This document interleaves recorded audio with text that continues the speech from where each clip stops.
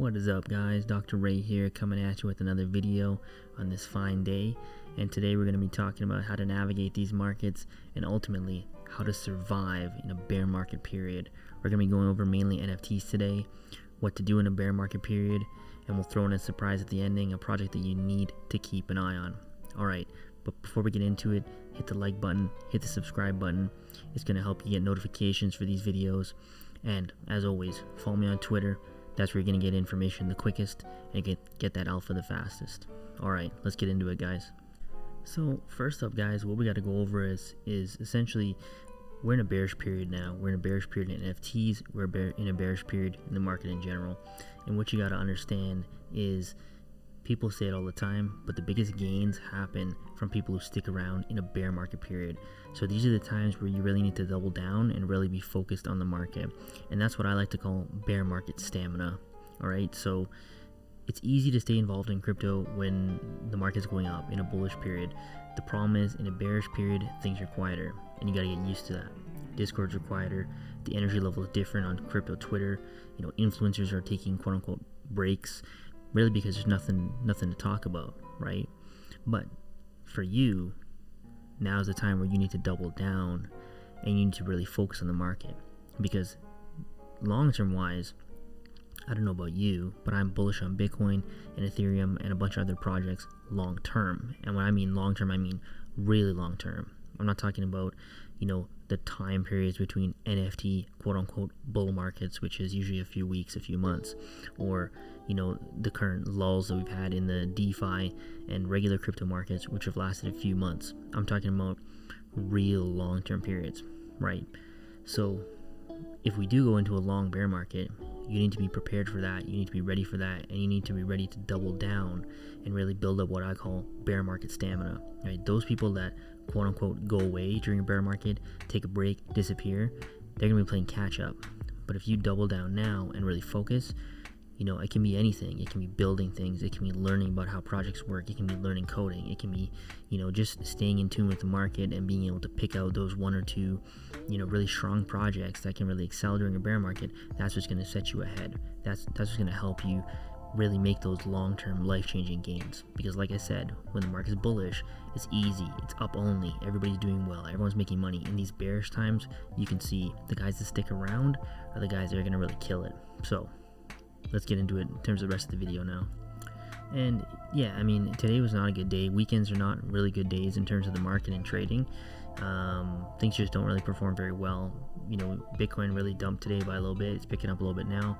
You see some altcoins are doing really well. Luna, for example, has been doing really well for a while now, but a lot of other altcoins are really not doing well these last few months. Cardano was up to a high of $3. It's at 80 cents now.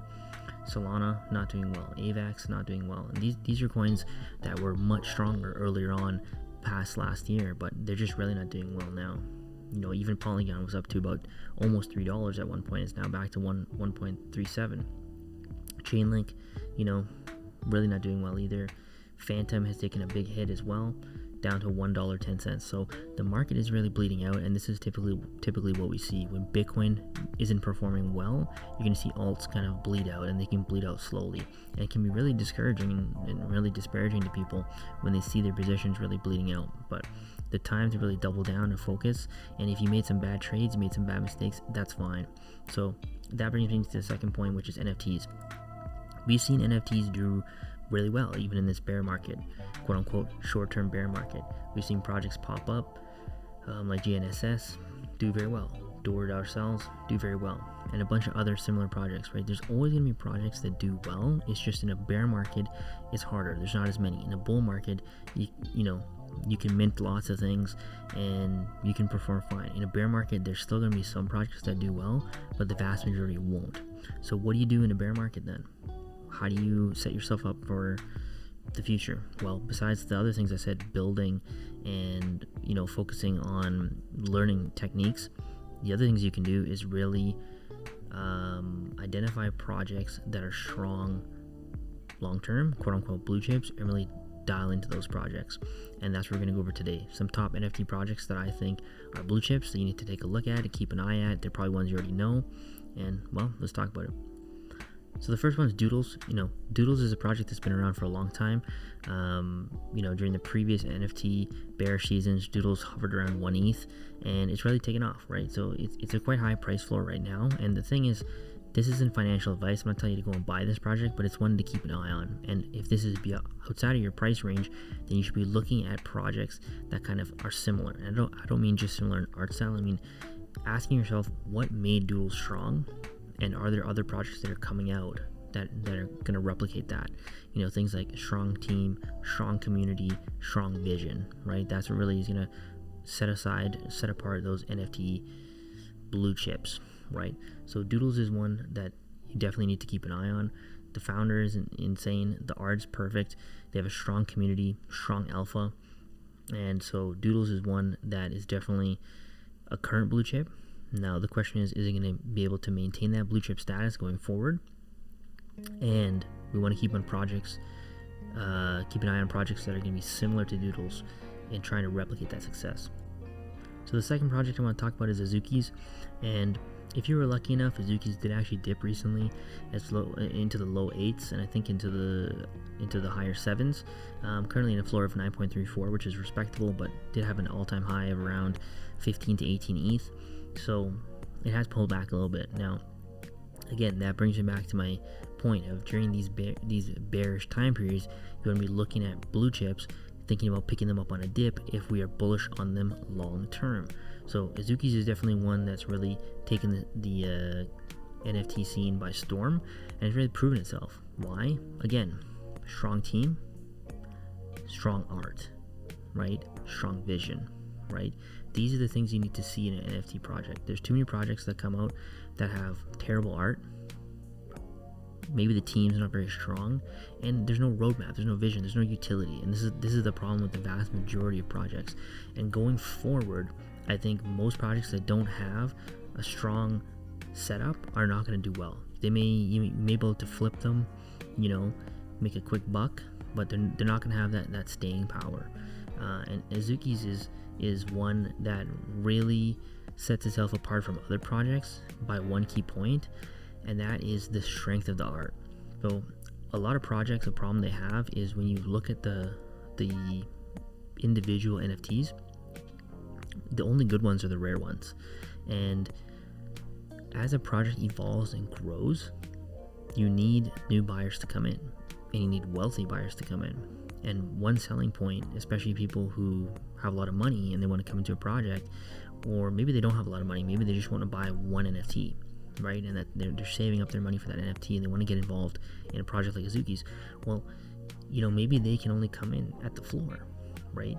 And so when you look at Azukis, if you look at the floor, these look good, right? You have this one's at the floor right now, 9.3. This looks good. You can see the quality of the art is great.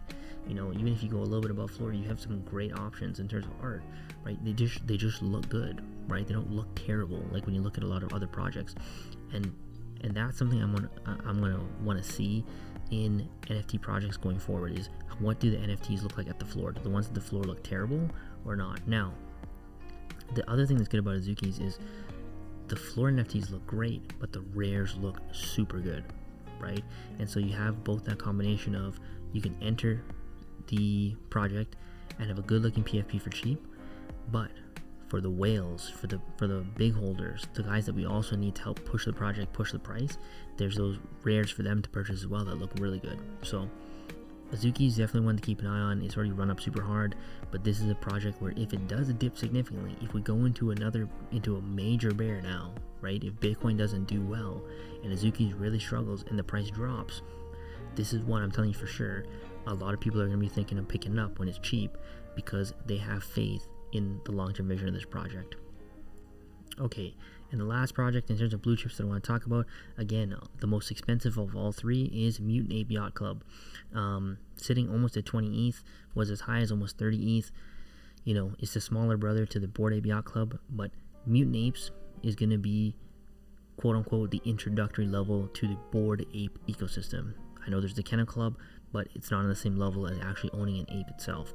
And Bored Ape has already positioned itself, especially with its most recent acquisition of CryptoPunks and Meebits that they are the premier NFT brand. They have that world-renowned, multi-industry recognition of being the representative of NFTs now, right? Anybody, just like people who didn't know crypto eventually learn about what Bitcoin was.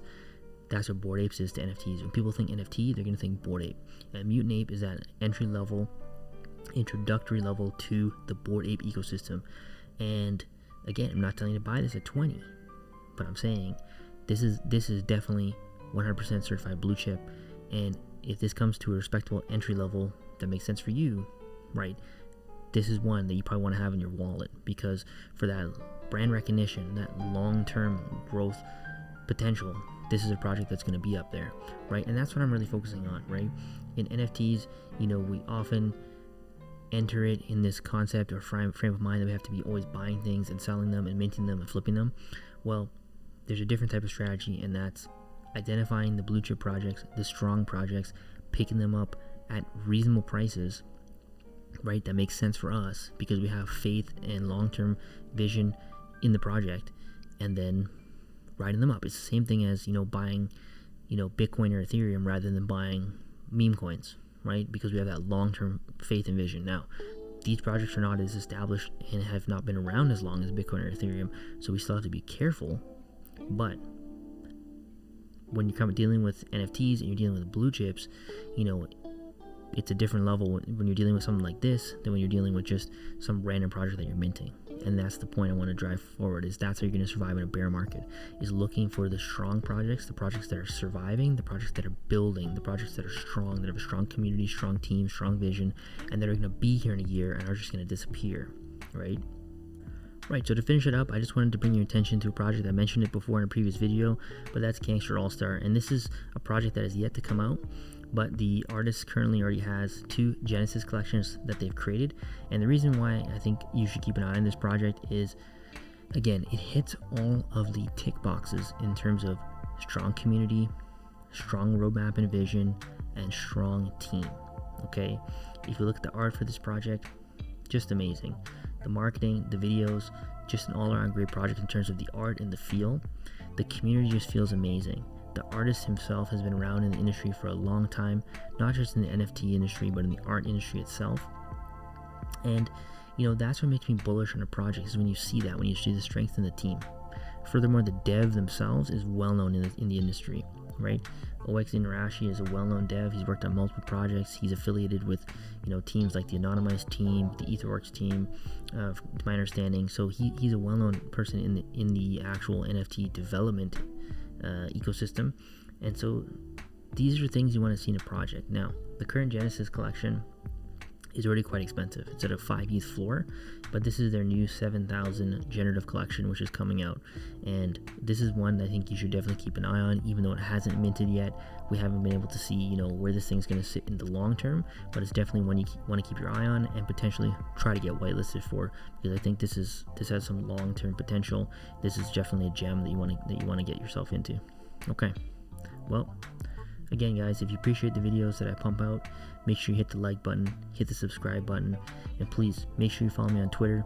That's where I'm going to be putting out some information, the quickest as it comes up, because YouTube videos can take some time. And, stay tuned on Twitter. I have some exciting news that I'm going to be sharing fairly shortly. And, yeah, so that's it, guys. Take care. See you on the next one.